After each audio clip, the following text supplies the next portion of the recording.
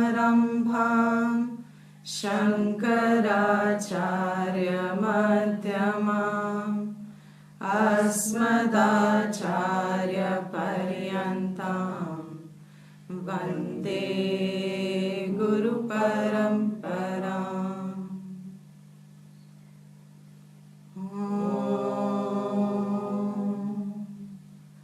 श्रुतिस्मृतिपुराणानाम् आलयं करुणालयं नमामि भगवत्पाद शङ्करं लोकशङ्करं शङ्करं शङ्कराचार्यं केशवं बादरायणं सूत्रभाष्यकृतौ वन्दे भगवन्तौ पुनः पुनः। ईश्वरो गुरुरात्मेति मूर्तिभेदविभागिने व्योमवद्व्याप्तदेहाय दक्षिणामूर्तये नमः।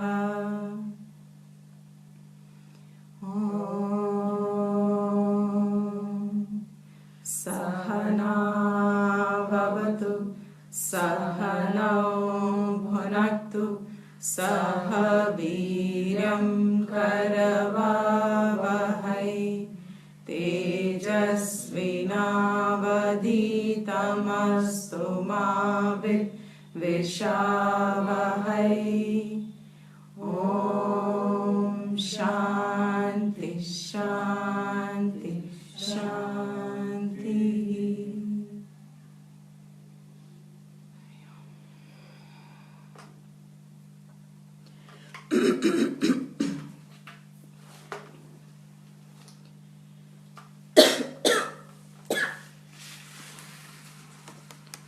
So we have to do 66th verse today.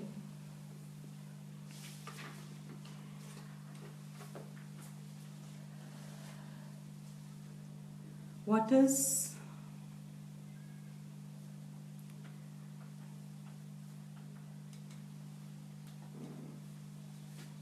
more difficult is actually conveying the fact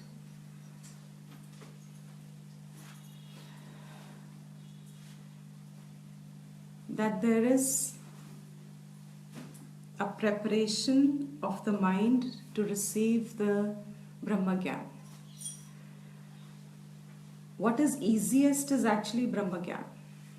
It's the easiest to understand and to convey and to follow.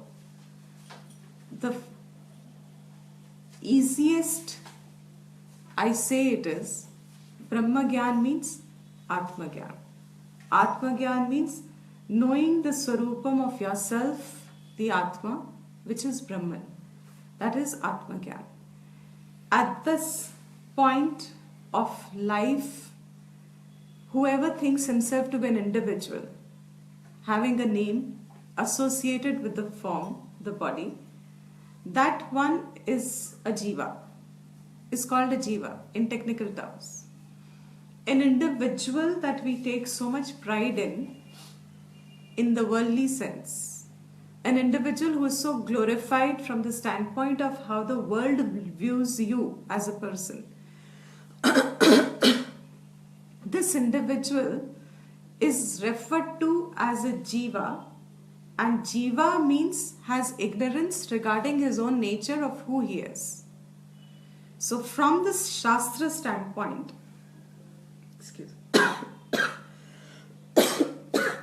from the Shastra standpoint, jiva is not glorified. From the world standpoint, the jiva is glorified. Jiva itself, when you start tuning yourself to the word jiva, जीव किसे कहते हैं? किसको हम जीव कहते हैं? Anyone which is moving around, any जीव जंतु, we use the word जीव जंतु. Jiva means something which moves around. Anything which moves around, claiming himself to be that form. Just identifying the name of the individual, associated actually only with the form, the body, is called a jiva. This jiva is fundamentally self-ignorant. I'm taking two standpoints, from the world and from our own standpoint, Shastra standpoint. From the world, a jiva is not considered to be self-ignorant. He is considered to be ignorant regarding some subject of the world or regarding some aspects of life. He is considered ignorant till he gets educated. But that knowledge which he has to seek is always with reference to something out of the body. Means it has to be taken from some objective realm in the world. That alone is called ignorance. I do not know where Timbuktu is. I am ignorant about it. I do not know what happens when you mix hydrogen with peroxide. What will happen? I do not know. If it's possible to mix also. I do not know about all this. This ignorance in the world is respected. If you are ignorant about something, you just have to seek knowledge about that. It's not condemned. What is condemned is the state of your illiteracy. That you put in no effort to educate yourself. You put in no effort to remove your ignorance. That is still looked down upon, because an ignorant state is not considered to be even fit for survival. Even those who don't have formal education have some sort of a education that gets passed on in generation, like tribes. Tribal people have their own knowledge. They know how to survive. In fact, the kind of knowledge they hold, most of us in city dwelling will not hold that. Today, I think, I learned a very nice thing again from my maid. There are two places I learned from.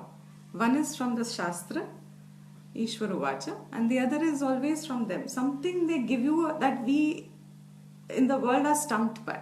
However much you may have studied, read, Ekadasi, Vrat, ye khana chahiye, wo nahi khana chahiye, etc., etc. Thanks to our yesterday all feasting, less fasting, more feasting. When all that was taken home, and you know what she tells me, that kuttu and singhada and etc., all the things that we eat are waterborne on the fast day. If you people know, wonderful. I didn't know this. I wasn't aware of this. That all the foods that are taken on that fast are not generally sown in the soil. They're not harvested. So if you don't go through the process of harvesting it, means you're not cutting it. Suddenly when she kept on speaking how it grows in water and the seed falls in itself and it grows again back into it, the samaka chawal she was explaining about. Now, automatically the yajna portion of your Bhagavad Gita, suddenly strikes forward. When we are told the yajnas, that earth also needs a little rest. That we don't become such great consumers of one kind of food. If we are eating wheat or rice or anything, etc. So a lifestyle was adopted, of course using the excuse of a religion or something, but it was fundamentally maintaining the ecology. Now I was ignorant of this fact, that they were waterborne, that you could eat. But once she's told me, my ignorance regarding that is gone for good now. But I cannot say that ignorance that I had before was in any way diminishing me. It wasn't really impacting the person that I am. It wasn't reducing me to experiencing a lot of sorrow. It was subject to improving the quality of life. Now that I know how to deal with it a little better or handle it better. But it certainly does not put me into some sense of a complex. It doesn't put me into some sense of a self-judgment. Such ignorance has a very typical characteristic, that it is not connected to the subject. Me, the person. the ignorance regarding the world or any topic of the world has a typical characteristic. The characteristic is that it does not get connected to you, the person. But what is a characteristic of self-ignorance? How does self-ignorance express itself? It doesn't express itself by not diminishing ourselves to nothing. It does not express itself, in other words, let me put it more positively. Self-ignorance expresses itself through self-judgments. And self-judgment means always an improper view of yourself. And what is ignorance that we talk of is actually you seeing yourself in relation to your form, the body itself is what we call as ignorance. Now this ignorance, what removes? How will this ignorance that you associate yourself with the form, the body, and conclude yourself to be the jiva? Once this ignorance and this conclusion is formed, how are you removing this ignorance now? What will help you to remove this ignorance? Will some sort of an objective knowledge help it, or will it only have to be a subjective knowledge? Obviously, subjective knowledge, which is going to remove the ignorance regarding the misperception that I hold of the subject. This self-knowledge is what we started by saying is Brahmagyan. And I started by saying that it is the easiest to deliver. Why? Simple. It's dealing with you. What is actually you and unfolding what you are cannot be very tough. It cannot be difficult. What is actually to be unfolded, and if you are not in cognition of it, someone just has to draw your attention to it. The minute your attention comes to it, obviously now you know. Simple. The point is how to bring your attention to it is what we started by saying the most difficult thing. Giving knowledge is the easiest. Receiving knowledge is also actually just knowledge by itself. Understanding knowledge, how difficult has it been for us to understand that I am not this body, I am this Atma, I am this Brahman, I am never born, I never die, I have no any amount of desires doesn't fulfill me, etc., etc. I am free of raga dvesh, I am free of limitation. All this understanding our buddhi has clarity about.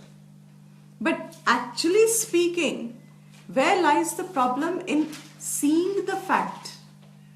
Seeing the fact that I am Brahman and I am not this form associated individual. That I actually survive the form. I actually am existing even when I am not associated with the form. What prevents me from acknowledging this particular fact? He says, now Bhartrahari is addressing that aspect about us. What is he doing from 61st verse onwards? He's talking to the mind. It is not difficult to get the knowledge, but it is difficult to get the mind to accept the knowledge. To actually inspire the mind, to actually let the mind understand it, follow it, accept it to such an extent that it is able to remove the self-ignorance. That preparation, that communicating the value of that preparation is the toughest, and why it takes the longest time is what Bhartrahari has been showing in each verse. What we said in the last class also. Why does it take the longest time? Because our own minds, which are full of our own previously held notions out of jivatvam, they are so strong that they keep surfacing again and again and again, and they need to be handled again and again and again in the light of the knowledge. Is this clear? When I have a judgment about myself, say my judgment about myself is I'm sad today. Say I'm depressed today. Okay. Supposing my judgment is, or my feeling is, I'm feeling that I'm not my normal self. I'm a little sad today. I'm a little depressed today. And when you're talking to your friends, etc., when you have a conversation, what is the first thing they will ask you? What happened? Why are you sad? Why are you depressed? Kya ho gaya ab? Etc., etc. which means my associating my sadness is always with reference to something which has been there, which did not make me happy. Let's put it this way. Anything outside of me, I have attributed it, but I have concluded myself to be unhappy, sad. This self-conclusion, every time I slip into this self-conclusion, which is contrary to what I have heard. What have I heard? Through Vedanta, what have I heard? Who am I? Ever in bliss. There is no other for me to actually ever feel sad. When I'm ever in a state of happiness, are these two statements talking to the same person at that point? The one who is actually experiencing sadness as if? And if you tell them at that point that, listen, you heard in the class that you were actually free of all this, what happened to that knowledge? You tend to get even worse. You tend to feel even more sad. Oh my God, see, this is also on top of it now. I'm not even feeling as normal as I should be feeling. That self-conclusion, at that point, how will you talk to your mind? How will you deal with that sadness? How will you deal with that self-conclusion that I am sad? You see, we have often said this, and just for the sake of revision, I'm going to write it vertically so that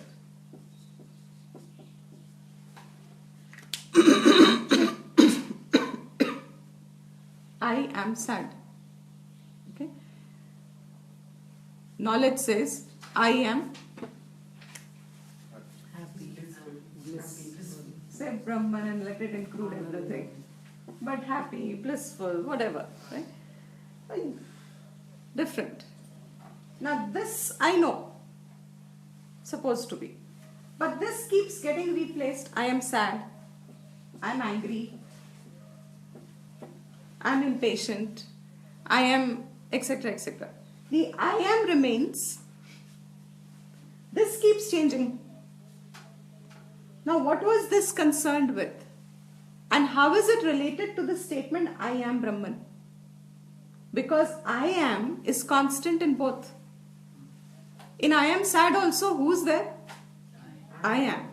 In I am Brahman also, who's there? I am. It is just that in I am Brahman we are drawing the equation between these two, and that I am is Brahman.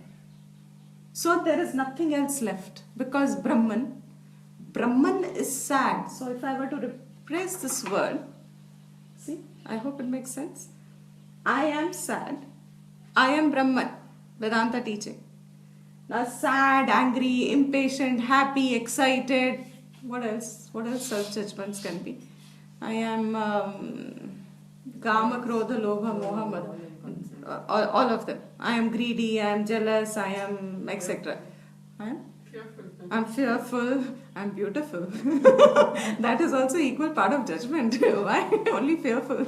I am beautiful, I am tall, I am short, I am etc. Sara, whatever you want to place here. This Brahman, I am and Brahman we said is the same. It's equatable. Name of I am is Brahman, say. Now you replace this Brahman here.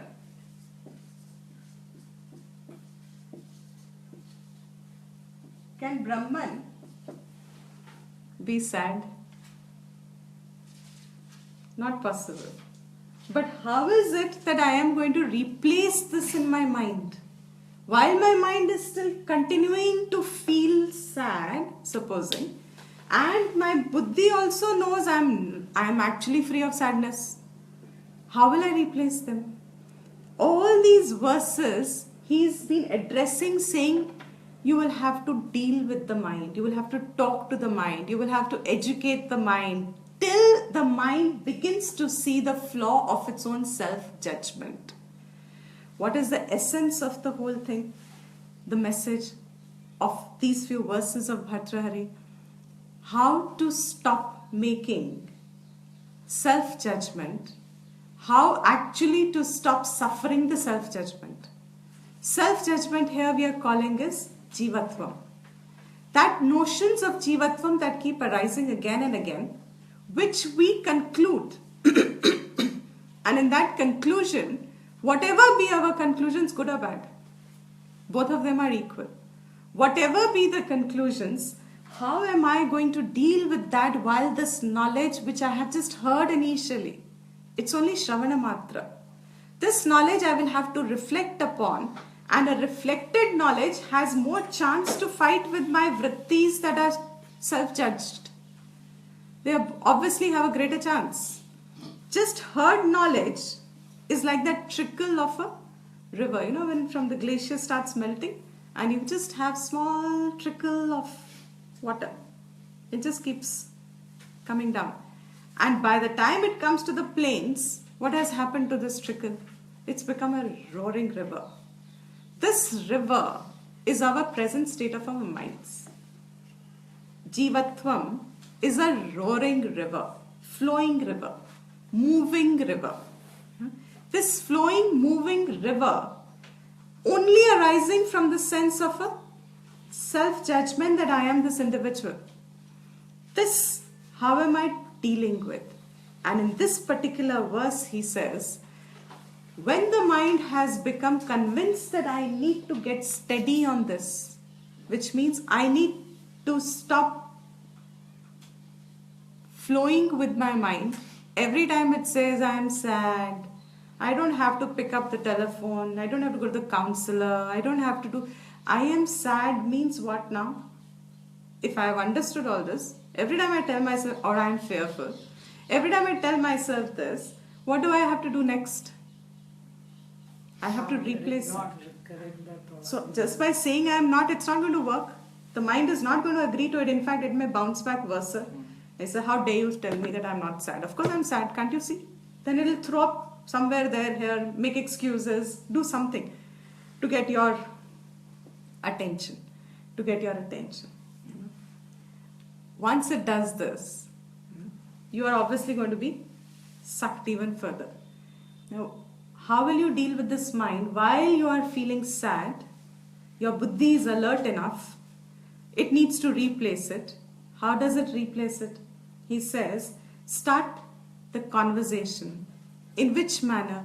Here he tells him, one of the things that we all always think which will make us ever happy, ever fulfilled, is just take a scenario around you in your mind. If you've had a tough day, you've had a struggling day, and not one day, you've had a struggling day after day after day, months, years, and demonetization made it worse for you, supposing. At that point, what do you actually feel? क्या करना चाहिए मुझको? कभी कभी मन में क्या आता है? सब छोड़ छाड़ के कहाँ जाओ? When you say सब छोड़ छाड़ के जाओ, what comes to your mind? What's the imagery that comes to your mind? What is the imagery? Some sort of a vacation, some sort of a holiday, some sort of a place where your desires are fulfilled, peaceful, So for each one of us, if I ask, I know his where he will go, but the rest of us, supposing you've been given you've taken out some time, you've gone to a holiday, a really nice holiday, where I do not know, but say Maldives. You go to Maldives, and it's perfect place with a perfect set of people, or if you want to go alone, whatever your imagery is. You've gone on a holiday, vacation. You've taken a vacation to a place of your choice. Once you have started planning that vacation, what all do you start doing in the stage of planning? Aisa bhi ho, वैस, all your deep-seated things that you have felt would add to your happiness is all that you seek in that vacation. So that when I am there, I'll be free of all sense of difficulty, strife, that stress or that strain that I'm feeling of an everyday life, that existence that I'm feeling is kind of getting burdened, etc. All that my mind is planning is, I should get some place like that where I can just go for a few days, starting with a few days. I just go for a few days, but in that imagery of yours is everything that rids you of your struggles. He says here, extend it if it's to be lifelong. Such a holiday, if you are given lifelong, you stay in that place lifelong. Means Maldives, one of those huts over there in between the blue ocean with all your coastal food and everything You don't have to work for anything at all. You have to do nothing. You don't worry about where your expenses are coming from. They're all being met. You've been taken care of in every which way. Your muscles are there. Everything that you think of, dream of, and your candlelights and plan it, and you have it. You are granted all that. Isn't it already giving us a sense of relief? Supposing. No? Okay. Not to you, not to us, but to some. Whichever is yours then, that may not be it. It could be something else. Whichever is that place or some getaway or something, or not even a getaway. Yeah. It's here. Okay, then let's do it this. Redo the whole thing. Good one. Let's redo the whole thing. My assessment of you was wrong. Let me redo the... You have classes day after day, day after day. Oh my God, there are more ha's coming now. Oh yes, okay, wow. We don't need this book anymore. We have Vairagyam now. We don't need the book any further. Okay, you have classes going on every day, everything. And morning, afternoon, evening, and the teacher never gets sore throat, nothing. Never gets, nothing. Constantly there are classes. You just have to, may not even go home if necessary. Just stay here. Everything's available here. We've arranged it in such a way. Stay, sleep, eat, class. Stay, sleep, eat, class. In between, our retreat schedule to aa hi gaya fir apna. In between, you can do a little bit of walk, you can do a little bhajans, we'll do a little meditation, we'll do all this together. Now everybody is... Supposing this is lifelong, what does it give you? A feeling of? Relief. Hana? That's the point here. That's exactly the point here. Whatever it be, it gives a sense of a relief of such a nature that you feel that now you would have probably an end to your struggle or your strife or your limitation or how to deal with this and that and etc. In a king's life, Bhartrhari is talking to his mind of a similar nature. From that we get the clue how we deal with the mind. He's telling the mind, supposing, oh mind, last verses he said, let's stay on the Ganga bank, etc., etc. Now he's telling the mind, supposing you have in front of you all these singers singing. Singers are singing with all the accompaniments, especially those who love classical singing. They have all those perfectly pitched ragas and with all the classical instruments in front of you. The king is sitting, in front of him is Age. In front are all this group of musicians who are singing wonderful songs. By the side, he says, are all those poets who have come from south. He mentions it very clearly. And the Tikakar writes there that this Vichitra combination, that you have in front of you, you have these singers singing, and by the side you have these poets who are so clever. This is Tika's quote-unquote words. They are so cleverly strewing the words in their poetry that they are able to arouse the desires. So while the singing is going in front, there is poetry on the side which is touching your heart very deeply, and behind you are these women, they have those pankha karte hain. They have these chamaras, they are called, the hair of the yak, and then they have this pankha of it. So the women are, beautiful women behind are slowly waving, even that little breeze of your hand is also breeze. They are waving this behind you, and they are wearing these bangles. So when they wave their hand, you can hear the tinkling of the bangles. So in front of you are these singers, singing to your delight completely. The poets are singing, touching your heart totally. And behind you are the women fanning you as if, and the tinkling of their bracelets is relaxing you, you're connecting to the whole. He says, oh mind, if you get something like this, then Bhartrhari says, go and live it. Go. He tells the mind, जाओ और जियो. हम जैसे कहते हैं ना, पुत्र जा जी ले अपनी जिंदगी, something like that. Go and live your heart's desires. Go and live your whatever comes to your heart. Go and live it fully. If you get something like this, Go and live it. Then he says in a very gentle tone, go get attached to it. You're already attached to these senses. Go get attached to it and live it fully. But if you do not get this, if you don't have this, then without wasting any time, not even a moment, don't waste a moment and put your mind completely, put yourself, telling the mind, put yourself completely into the practice of the Nirvikalpa Samadhi. Nirvikalpaka Samadhi. He says, if you're getting this holiday package, go Jio. And it's not holiday, it's lifelong. Agar aisa hai, is it possible? Is it possible for eternity, for long, to have such a living? Is it possible to have these classes morning, evening, noon and night, however much you desire? You'll have to get up and go home. However much we desire it, it's never going to become a reality. It's not going to be reality for long. What is the reality in front of me? Bhatrahari says to his mind, address the reality that is in front of you. What is the situation in front of you? What is it that you're actually experiencing other than what you want to experience? In your attempt to want to experience all that, you've created this world of imagery, beautiful things in your mind, thinking that if I get all that, I will be freed from the sense of struggle.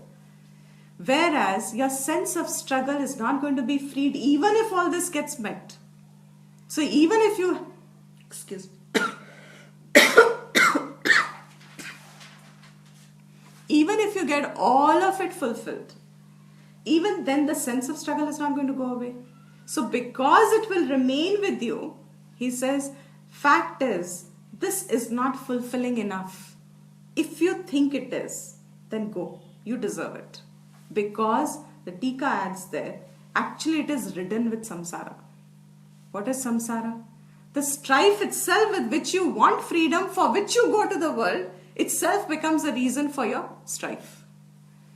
Why do we get to work? When we were young and we said, kaam karna, independent, on our own money. Okay?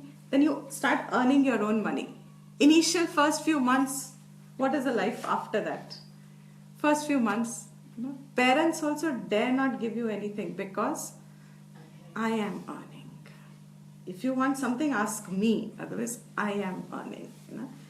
Dhire dhire, you get into a cycle, where you need to expand, you need to do something, you need to work more, you get into this.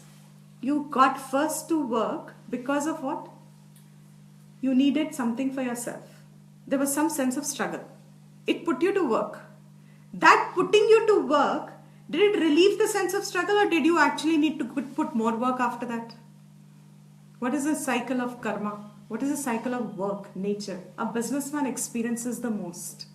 He starts at a small level, the small scale industry.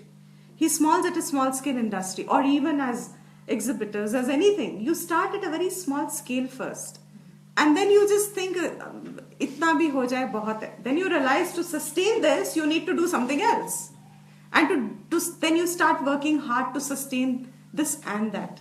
Then somehow you manage. Then you think this must be the end of it. Now at least, no. Then you need to expand it further. That is how the cycle multiplies itself into many layers. He says, the truth is, when you are actually not experiencing any sense of relief from it, all the singing will end one day. All the musicians that have come from south will go, all the poets that have come from south will go back south. All this, the lady will get tired of fanning you. She'll fall off to sleep and her tinkling will stop at some point of time. It's not going to be there forever. The truth is, when that momentary happiness that you seem to be getting, when that ends, when that stops, who are you then? What are you experiencing then? Who are you at that stage? Are you the one who was happy before and continuing to be happy even when all this has ended? When the singing is there and you're enjoying it thoroughly, and then the singing stops. Are you the one who's carrying the happiness forward in you? Do you carry it for long? It's replaced instantly by that vacuum. It's instantly replaced by, I wish it could continue. I remember as teenagers we used to do. Doesn't matter. I'll learn. As teenagers, we used to do that. When there's a nice movie going on, I'm sure everybody does it, so nothing unusual. These are universal things. Nice, when you enjoyed the movie, what happens till the screen has got over, finished, everything? The last credits have also gone, but you still continue to sit there. We've all done this, no? We continue to sit there hoping that, till that fellow comes and gets you to get out. And the secret is by 2 shows together, so that you have to continue to sitting. But how many shows will you sit through? You will get tired at some point. You will also get acclimatized of that joy. You will want to seek something else. Other than the fact that it will put you into struggle again, you will get acclimatized of that joy also, and then you will want a different set of singers. You will want now new batch of poets, because their poetry will get exhausted trying to please you. After some time, their poetry will not touch you. He says with great understanding, he's bringing his mind to the point of saying, look at the reality. As we often say to ourselves, whenever there is a confusion of choices, what is the best way to resolve a choice? It is not that we do not know what is right and wrong, what is to be done, not to be done. We all have enough knowledge. Even if you don't have Vedanta, every jiva is equipped to have the understanding of what is good for him in the real sense. That understanding, what prevents you from living that understanding is this gurgling set of desire. This constantly, I would call it like a mold. How you have, I'm sorry, I'm giving it a very terrible associated thought, because this is Vairagyam. When you leave some food stuff in your kitchen for a little while, you forget about it. And when you forget about it, and there's this fungus arising, mold arising on it, and then you just leave it, will it have self-death? Will the fungal growth disappear? It won't disappear. What will you have to do? Clean it. Throw it. Clean it. Get it out as fast as possible, otherwise it will spread. That is the nature of desire. Once it has entered, what happens to the desire in the system? That pleasure associated from outside. Singing achhi lag rahi hai, to chalta rahe. When you go for concerts, how nice you feel. It should go on and on and on. That go on and on is that desire having entered. Once it has entered, thereafter, that continuity ka thought, that it should continuously be continuing. Continuously be continuing. This will start functioning like a fungal pore. It will go on multiplying itself inside. As a result of which, you are never ever satisfied with what you have. You will never be satisfied with what is there now. Why? Because you are already moving on to the thought of the next. Khatam hone wala tha na ye to. It has to end. This class will end. Oh my God, I better move on. The class will end after some times. When this class ends, already the mind is where I have to go back to the next. This preoccupation, that preoccupation. He says the best way to resolve a choice is look at the fact, the reality as is. Minus this fungal growth that you have inside you of the desires. Swift away the desires on one side. Temporarily also. Just push them on one side. However deeply you want anything. If it is becoming a cause of bondage for you, just quietly shift it, swiftly shift it to one side and just attend to what is really there in front. Sachai kis cheez ki hai? What is the pratyaksham talking? What is your eye seeing? What is your ear hearing? What is your nose smelling? Where are your senses placed? And what is that real sensory world? And what is actually the reality of the sensory world? What do we do? What do we do? What does our mind do in a state of a desire-riddenness? It is not perceiving the world as is. On top of it, our layers of desires are adding further layers to it. Already we are not seeing what is. On top of it, the desires are making it shaded even further, that we do not recognize what there is. Because of this shaded view, shaded layered view. I hope this word is correct. What is called the shaded layered view? What am I referring to as the shaded layered view? The view of the world, sensory world, when it is shaded and layered by my desires, projected on it, he says, leave it aside.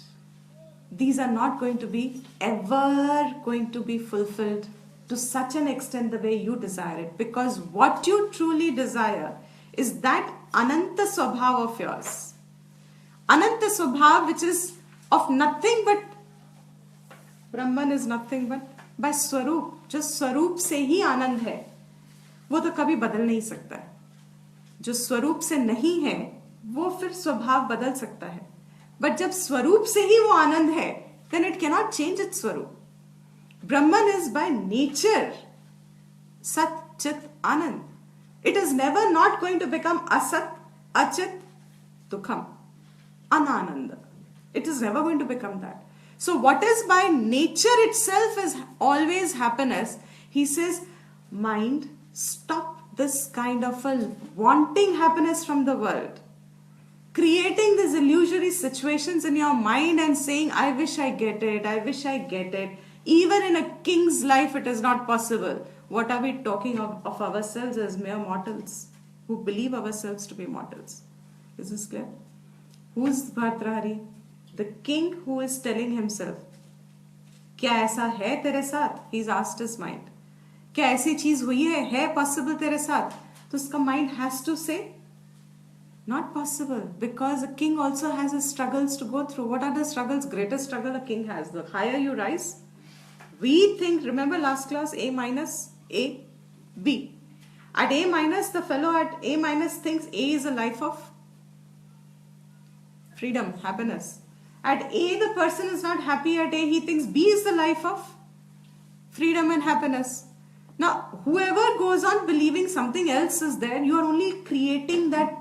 Remember this now, Bhartrahari's verse. Every time you think B is greater sense of happiness, you are asking for a court which is full of musicians in front of you, poets by your side, making poetry. Will it ever happen? Is it necessary in the first place? He says, instead, do not waste your time any further into these kind of hopeful illusions. Kash aisa ho jaye. A lot of us are disturbed all the time because we expect people to be different from what they are.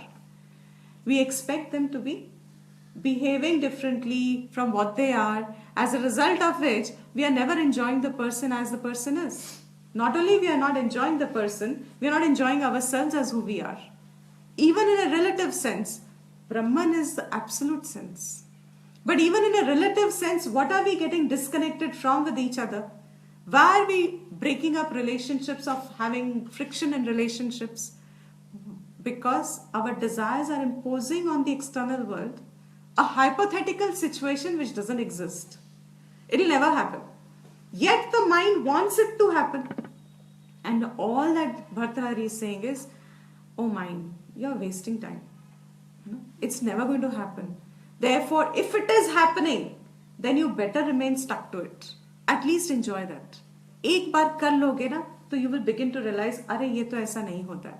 At least remain with it करके. But that is not happening ever.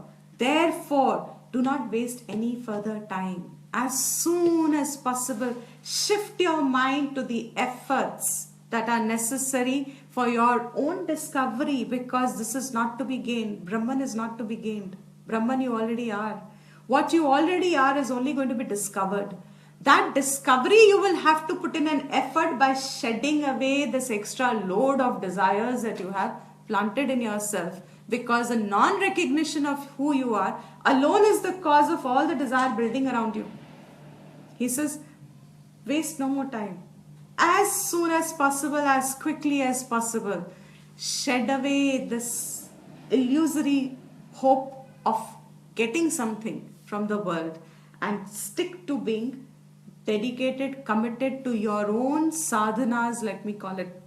Just your own self-disciplines which help you to advance yourself towards discovering who you are. And which is the first discipline you can start from, having heard this verse? What is Bhartrahari actually indirectly telling us? What is the first thing that you can really start straight away once you get this? Okay, live in the present and perception with perception. What else? From this verse straight away, what am I wasting my time for? Just simply continue doing what we are supposed to do, non-resistive of what comes to us. Not to get attached to anything. And not to get attached to anything. Non-resistive to what comes to us. As our life situation has come to us, non-resistive of it. Because these will keep coming and going. They are like the group of singers. वो चले जाएंगे तो दुख है, आ जाएंगे तो सुख है. They'll keep coming and going. Life situations will keep coming and going. Some will be pleasant, some will be unpleasant. It doesn't matter. Don't hope for pleasant situations and waste your life forever. Whatever has come, be non-resistively in accepting it. And once you've accepted this as is, be relaxed and put your effort into knowing who you are. Because this is the source of your real happiness. And all the happiness that you experience in the world anyway, even when the singers are singing and you get the joy out of it, where is the source of the joy? It's not in the singing of the person. It is the same joy, Ananda Swarup, which is reflected as if in that sense contact. But the sense contact per se will have no joy. Because the same singer doesn't give joy to someone else. To some people, classical music can be a headache. And to some people, classical music alone is music. Everything else is a headache. Now this, if the happiness rested upon that, fulfillment of conditions, I think bottom line of it we can concise it to say, when we rest our happiness on the fulfillment of conditions, that's it. When you are actually resting your happiness on the fulfillment of conditions to be met, then you are wasting time. If it will ever happen, is actually not directly asking. He's not giving a hope or a scope. He knows that the mind will turn up and say, because the reality is, it doesn't happen. Then put your mind straight away. So I will chant this verse, 66th verse. This is like a gist of it all. And you can all practice it from the web. In fact, I also don't know if I can chant now. Agre Geetam Sarasakavaya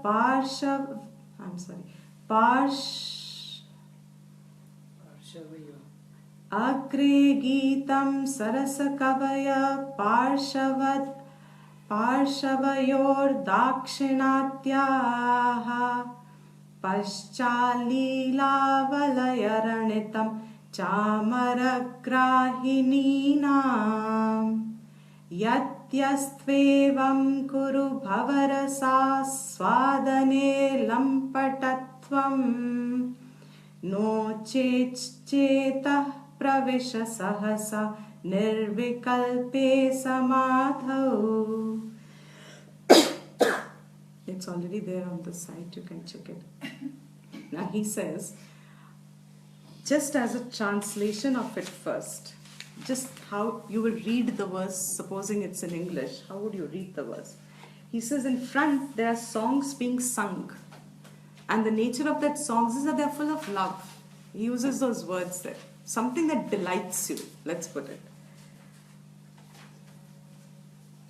By the sides are the poets from the south. Behind you can hear the tinkling of the bracelets of the women as she's waving a fan, say, over your head. If it be like this, then do remain attached with tasting the mundane enjoyments. Otherwise, O mind, enter Nirvikalpaka Samadhi. Actual real is what? Just that last line. 3 words, okay. Enter Nirvikalpaka Samadhi. Rest of all the verse is concentrated on this condition that we all. Is this not what we do in our life also? We spend our whole life at some conditional meeting grounds. He says, instead of that, enter Nirvikalpaka Samadhi. And as I said, I think in the last class, I don't remember before or after or during, Bhartrahari is fundamentally a combination of a poet, and he's also got a predominance of a yogic thought base. Nirvikalpaka Samadhi and Savikalpa Samadhi are further proving that his own guru was from the yoga school of thought. Now, in between he gives these principles, because in yoga, your control of mind is very essential. And the two stages of samadhi that they talk of is by sheer practice. Normally for a jiva, from the yoga school, for a jiva, your mind runs to the objects. That is why I said like a river. It's always in a flow in which it runs towards the objects. Now, from the yoga school, you have to restrain this flow. With practice, you start detaching the mind of its running towards the flow. Now, in meditation, like we say for karma, there is a triputi. What is the triputi for karma? There is a karta, there is a karana, and there is a karma. In the same way, for dhyanam, there is also triputi. There is a one who meditates, the meditator. Then there is an object which is meditated upon, and there is a very meditation in between. In the first stage of the mind running, like everyone, when a person starts the practices of controlling the mind, detaching the mind, vritti, from the object, this triputi starts to break. It's still there in Savikalpa Samadhi. That's the first stage where it goes. The triputi is still experienced, but the mind doesn't run like that. So there will always be the meditator meditating upon an object, but the mind is no longer freely flowing to the songs and to the food and to the person and to this and to money and to state. It doesn't freely flow like that. That's the first stage. And once that practice continues, in the Nirvikalpaka Samadhi, the three merge into one. All the three, the distinction is lost. This is from the yoga school. In Vedanta, we do not acknowledge this kind of a absence of vritti. In knowledge, we only appreciate this much, that not only, this is the end of it, that Brahman being the Swarupam, however much the mind may go to the object, when we begin to see the mithyatvam of it, the falseness of it, the actual non-existence of what it is running for, but natural, the mind detaches itself from it. We over here with this verses are learning to see how to detach the mind from what it runs towards. Falsely runs with a hope, and how will you detach it? By reasoning, by seeing what is as is. And when you see what is as is, then the thoughts are no longer bothering you because you are already detached from it. That Swarupam of yours is recognized over a period of time, Nirvikalpaka as a state, which Vedanta would talk of, is different from the Samadhi. Because in Samadhi, the Jiva is still alive. Jiva meditator hai na ek. So in a state of Samadhi, the meditator is still meditating. In Nirvikalpaka, of course, he merges. But for a Vedantin, before that, automatically there is freedom from all samsara and Jivan Mukti. Because the mind can be at its own place. It doesn't bother because it's an objective thing. It is anyway mithya. He says here, Agre Geetam. He says in front of you, in front, Agre. Geetam is that which is sung. Songs.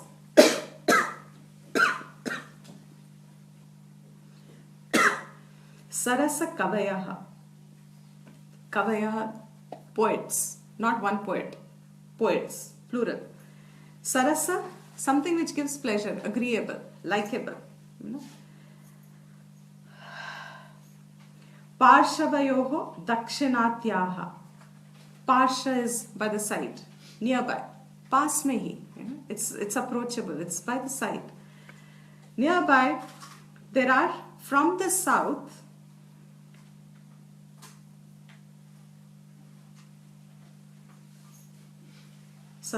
Kavayaha goes with the Dakshinatyaha. From by the side there are the poets. In front you have the Geetam. Sarasa Geetam. I have it. Thank you so much. I have it already. They've always kept it ready. I was trying to...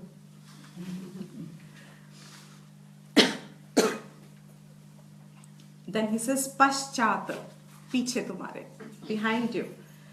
Leela Valayaranitam, Chamara Grahini Nam. Leela Valayaranitam is tinkling of the moving bracelets. You are having it also. Tinkling of the moving bracelets. Chamara, I explained already, the fan. Grahini Nam is the... Actually, it's a very specific term for the women who are... They're, the bad translation of it would be the waiting women. The women who wait upon you. He says they're the ones who are waiting upon you. So the king thinks he is in that powerful position where he has this women who wait upon him. So he says, Yadi astu evam. The lovely words. And this I think we should remember. Yadi astu evam. If astu aisa hai, evam, thus. If it be thus, ऐसा कुछ अगर हो रहा है, kuru bhava. Bhava means remain, be. Kuru, be doing it. Keep doing it. Kuru, मतलब उसी में रहो फिर तो. Keep enjoying it. Rasa aswadane lampatatvam. Lampatatvam is engrossed. Lipatna. Aswadane is tasting. Remain tasting these enjoyments which are what you perceive as giving you rasa. In this ras में अपने आप को डुबोए रखो. Let's put it this way. अपने आप को डुबोए रखो इस रस में. And if you take these words in the literal sense, हमें जो भी रस मिलता है, what is that इच्छा at the end? वो रस हमेशा रहे. Isn't it? Whatever gives us joy. He says, that's the point you remember to yourself. जिस भी रस में लिपट जाने को मन करे. That's where you have to remember this verse. Where he says, is it going to last forever? Is this really the rasa that you desire? Is it actually what you want is what you are getting? In the real sense, start examining fast. Don't waste time. Because unless and until जब रस दिखने लगे and you do not detach yourself, learn to detach yourself from that rasa, you will always be liptoing yourself in the rasa, but natural. Choicelessly you will be engaged and engrossed with रस. और हमको रस कितनों से मिलता है, कैसा मिलता है, किन किन चीजों में मिलता है? आंखों से, from the eyes, color and form gives us ras. From the ears, what sound? I'm going to pleasing. What is another kind of a sound which people get lip-toed in? When the girls get together, say, let's meet Gossip Girls. Gossip Girls was also Gossip Girls. What happens in Gossip Girls? What's happening in Gossip Girls? What is that rasa? So you meet very frequently because there is a rasa over the gossip. With the ears, what are you doing? Hearing. Are you, other than the flattery, gossip means pulling somebody else down is also a form of rasa. अच्छा लगता है when somebody else falls. हम हंसते नहीं जब हम छोटे थे, बच्चे थे, जब कोई गिरता है तो हम हंसते थे ना. Such a natural instinct this is in man.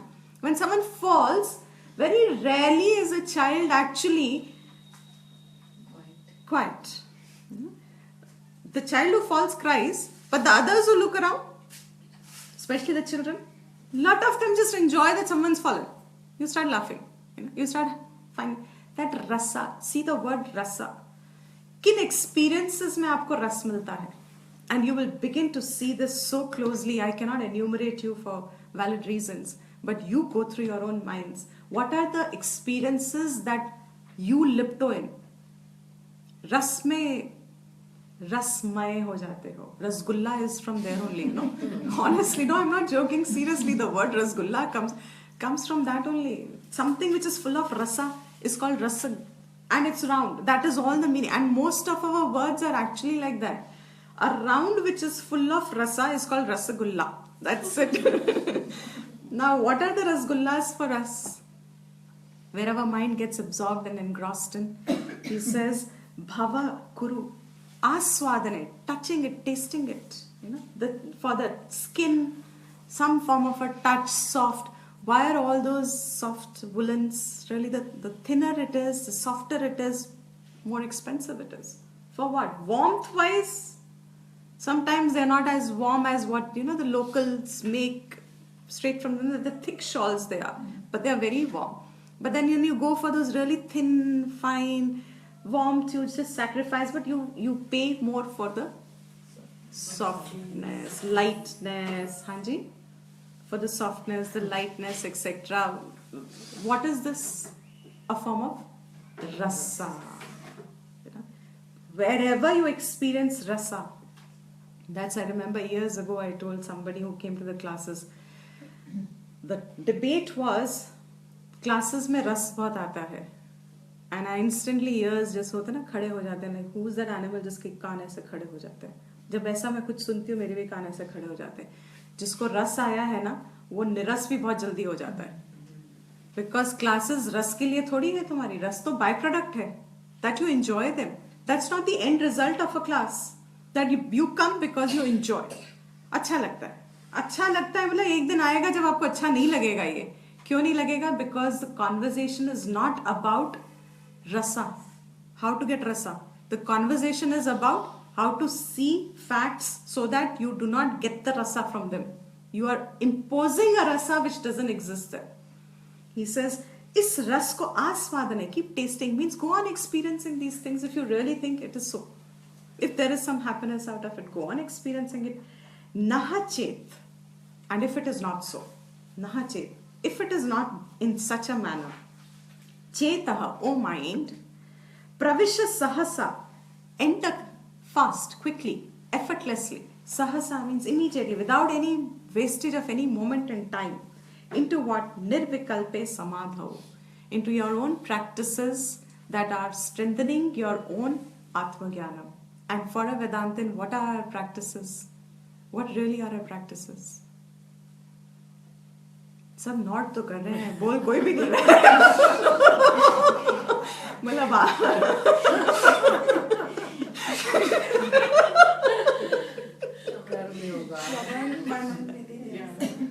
Okay, श्रवण मनन निधिध्यासन, कर्म योगा और उपासना योगा और ध्यान yoga is also part of it. Or means not or, Hindi ka or. And which one? Most important, you're forgetting.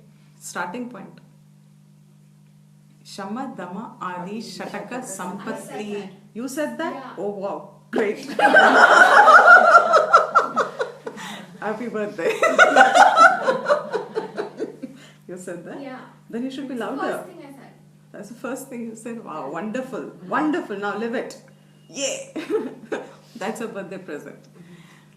Shama, Dama, Adi, Shataka, Sampatti. Sense control. What is sense control? Not getting involved with the rasa. What is mind control?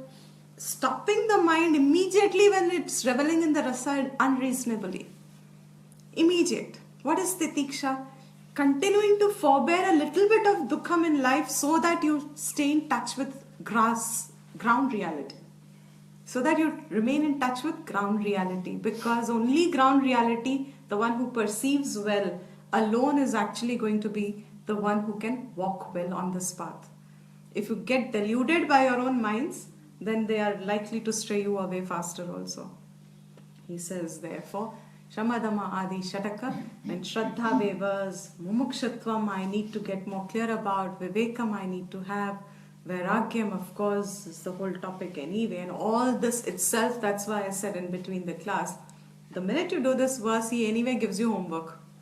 It starts with the homework. The first practice itself begins straight away. Mind ko rason se alag karke, put it into where you're supposed to put it. That itself is a practice. Okay, so this verse gets over also. So indirectly he's told you have to stop rag, because this is the first point of Absolutely. So Yes. he's told you that because rag develops from the rasa only. Correct. Rag develops from rasa only. Absolutely. Correct. Rag is a much later stage of rasa. Right. Okay, we'll conclude.